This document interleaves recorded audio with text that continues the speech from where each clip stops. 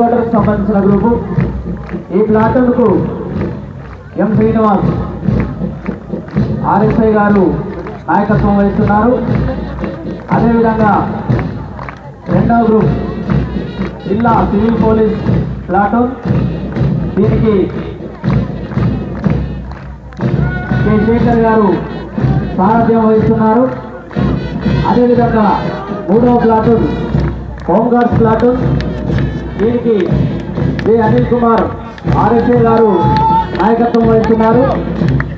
అదేవిధంగా నాలుగవ platoon special పార్టీకి సంబంధించిన ప్లాటూన్, దీనికి ఏఆర్ఎస్ఐ